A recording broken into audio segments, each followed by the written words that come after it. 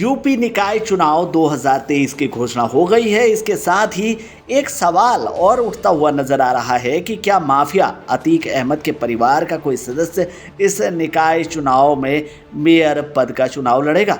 जी हां, इससे पहले बसपा की ओर से माफिया अतीक अहमद की पत्नी शाइस्ता परवीन को उम्मीदवार बनाए जाने की चर्चा थी, लेकिन वो चर्चा शाइस्ता परवीन के गायब होने के बाद ठंडे बस्ते में पड़ गई। अब माफिया अतीक अहमद के परिवार से उत्तर प्रदेश निकाय चुनाव में उम्मीदवार मैदान में आएगा, ये सवाल जो है बना हुआ है। वहीं इस सवाल का जवाब भी सामने आ रहा है। एक पार्टी ने परिवार के किसी सदस्य को उम्मीदवार बनाए जाने का हिंट जो है वो दिया हुआ है। दरअसल गुजरात की साबरमती जेल में बंद माफिया अतीक अहमद के परिवार का कोई सदस्य यूपी निकाय चुनाव में उम्मीदवार बनाया जा सकता है। बीएसपी ने अतीक अहमद के परिवार को फिर से मेयर चुनाव लड़ने का ऑफर दिया है। अतीक अहमद के परिवार को ऑफर मिलने के बाद अब राज्य में सियासी हलचल एक बार फिर से बढ़ गई है। आपको बता दें कि खबर जो सामने आ रही है उसमें यह बताया जा रहा है कि अतीक अहमद के भाई की पत्नी को उम्मीदवार बनाया जा सकता है। उमेश पाल अपहरण केस से बरी हुए अतीक अहमद के भाई अशरफ अहमद की पत्नी जैनब को प्रयागराज से बीएसपी मेयर का चुनाव लड़ाया जा सकता है।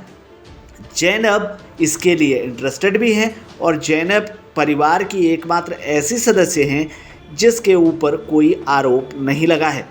हालांकि बीएसपी से मिले ऑफर के बाद सूत्रों की तरफ से खबर आ रही है कि जैनब ने अभी इस बारे में हामी नहीं भरी है।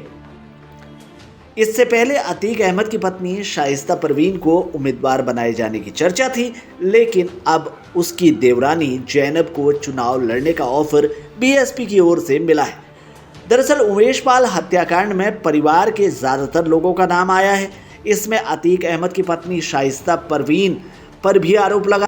इसके बाद उसकी तलाश यूपी पुलिस करती हुई नजर आ रही है। इस वजह से शाइस्ता की जगह जैनब को टिकट का ऑफर दिया गया है। आपको बता दें कि उमेश पाल हत्याकांड में अतीक अहमद के परिवार के ज़्यादातर सदस्यों पर इनाम घोषित है। इनामी आरोपी हत्याकांड के बाद से ही फरार चल रहे हैं। इसी वजह से अब बीएसपी की ओर से अतीक अहमद की पत्नी को ऑफर नहीं दिया गया है। यहाँ गौरतलब करने वाली बात यह भी है कि बीते साल से ही शाइस्ता परवीन ने बीएसपी का दामन थामा था, जिसके बाद उसके प्रयागराज से मेयर का चुनाव लड़ने की चर्चा चल रही थी। लेकिन अब वो उमेश पाल हत्याकांड में आरोपी है, तो ऐसे में अब उसकी देवरानी को ये ऑफर दिया गया है। हालांकि इस पर स्वीकार्यता जैनब ने नहीं की है, ये भी बात सामने आ रही है। लेकिन क्या बीएसपी ऐसे परिवार से किसी को चुनाव लड़ाएगी, ये सवाल सबसे बड़ा सियासी गलियारों में उठता हुआ नज़र आ रहा है। फिलहाल के लिए इस खबर में इतना ही। बाकी खबरों के लिए बने रहिए हमारे साथ, देखते रहिए हमारे चैनल को, क्योंकि यहाँ मिलेंगी आपको तमाम बड़ी खबरें।